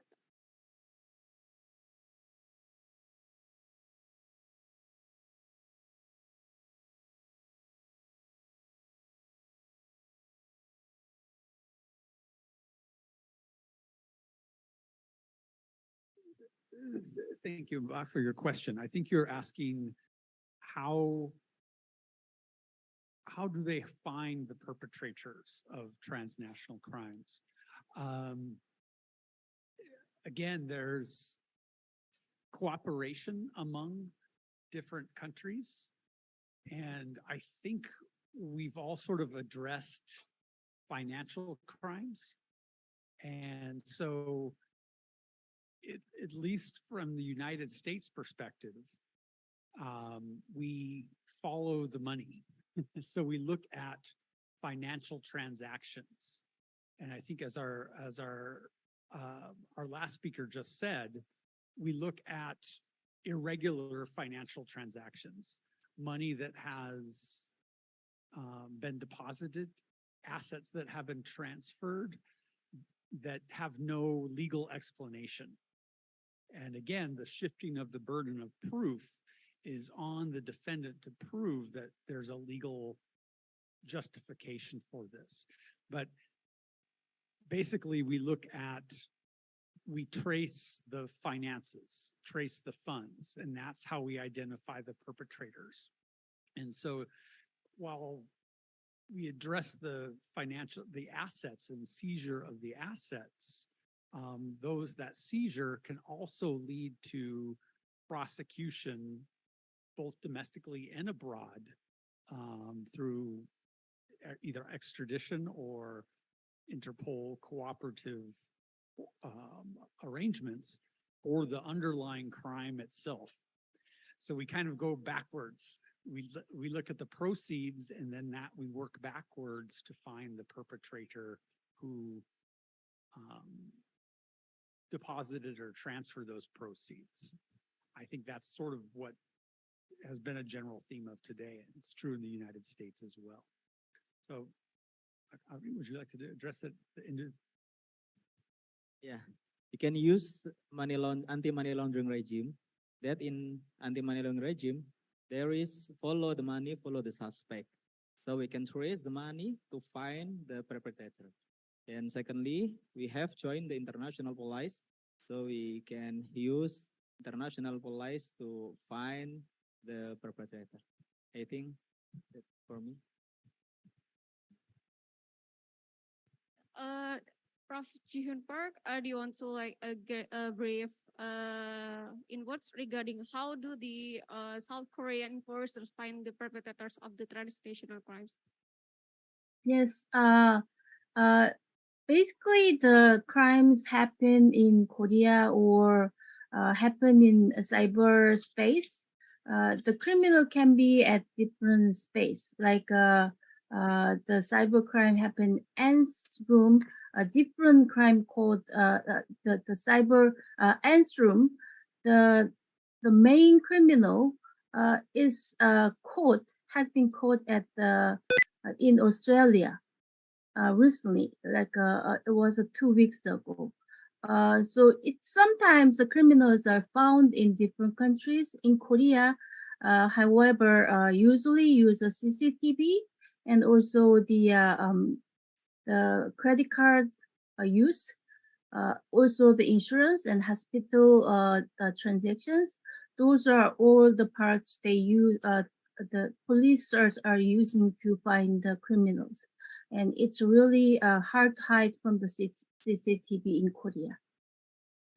Yeah, thank you, Prof. Dr. Andrea, do you want to give like a brief inputs regarding how do the UK enforcers find the perpetrator of the transnational crimes? Yes, I suspect the answer is the same for the UK as well. Following the money is, of course, the golden rule. Maybe I would like to add also that some regimes, like confiscation regimes, the anti-money laundering regime, they also have some systems in place that facilitate the reporting of individuals within the organization as well. So there are incentives for people within the organization to report other individuals who are suspected of committing some financial crimes. Also, there is quite an extensive protective framework in the UK, but also in the European Union in general, to protect whistleblowers, so people who report crimes from, for example, within a company. So that is a system that is supposed to facilitate the coming forward of individuals to report offenses. But otherwise, of course, investigation, police cooperation, and also in the UK, there is the National Crime Agency, which is a joint investigative force which tries to deal with the most serious offenses. So yeah, but follow the money, I would say, is exactly the golden rule when it comes to financial crimes. Yeah, thank you, Doctor, for the answer. And then the second question. Yeah, maybe like the center one first. Yeah.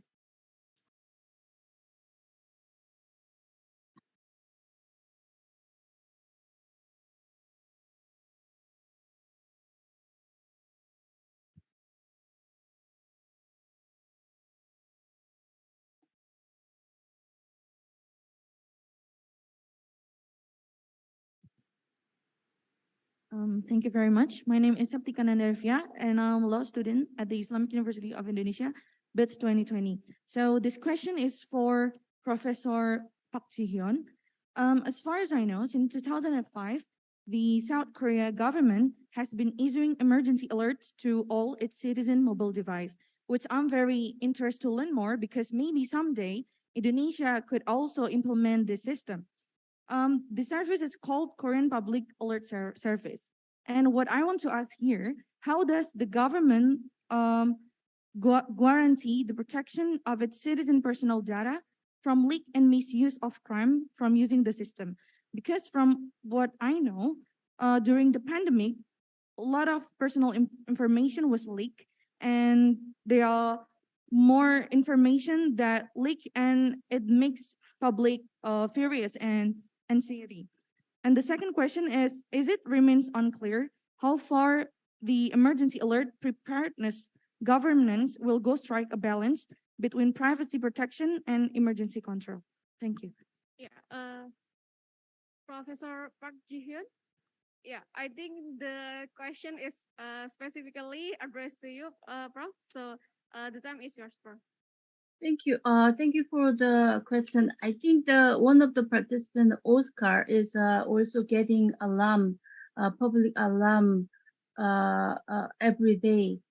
For me, as soon as COVID started, we have been receiving public alerts every day, probably counting number, maybe 2 alarms every day to 10 alarms every day.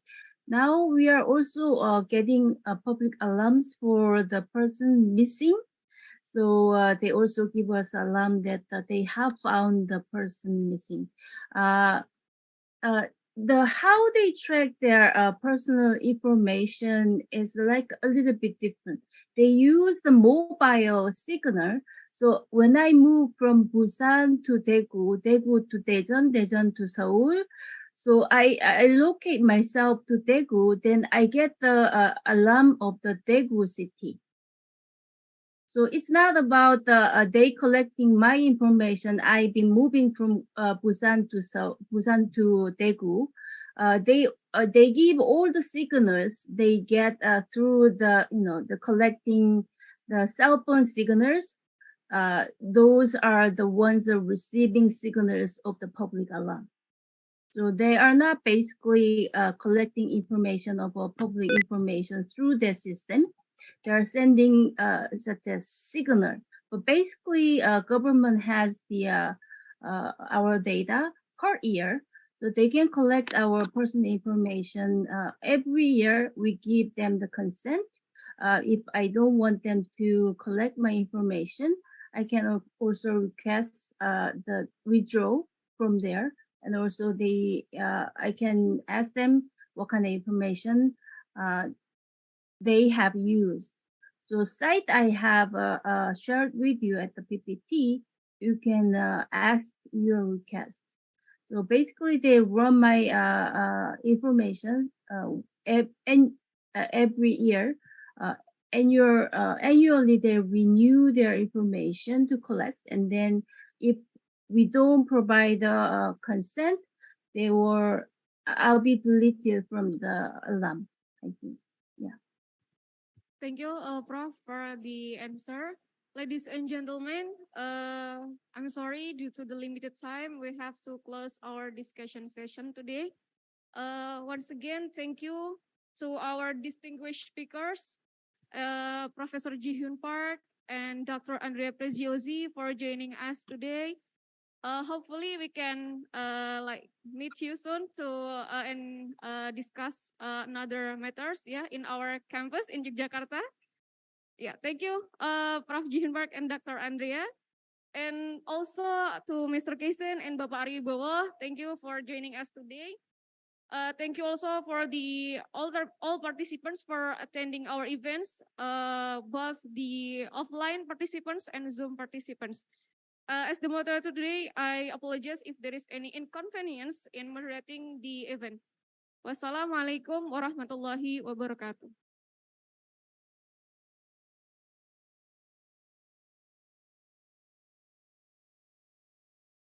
Mhm.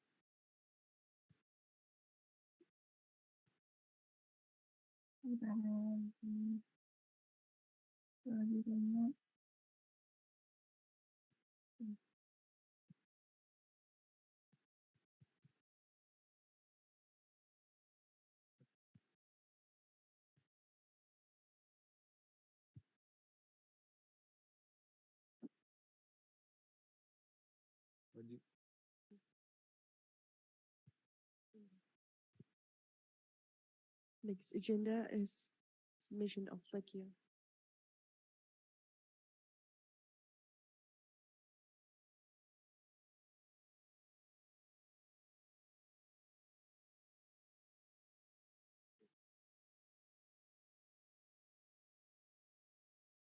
For the speakers,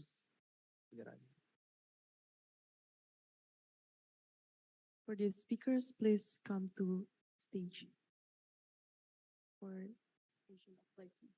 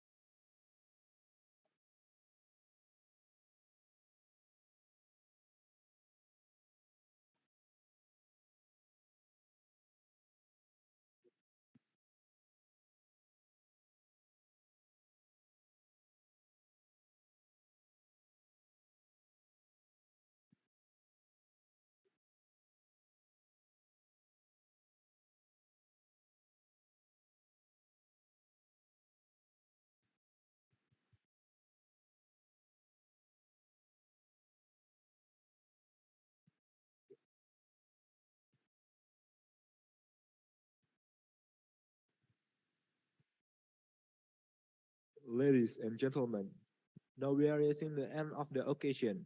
Thankfully, everything was done well. We would like to address our deep gratitude. Thank you to all guest speakers. Thank you to all the lecturer. Thank you to the all applicants. Thank you to the all committee, and thank you to all participants. Hopefully, we can see each other in another occasion. If there are any mistake and inconvention that occur, we would like to give our apologize. And once again, thank you.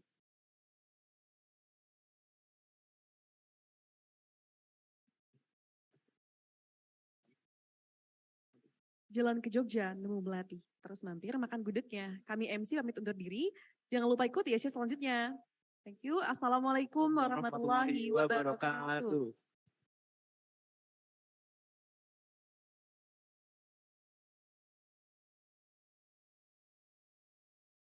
Recording stopped.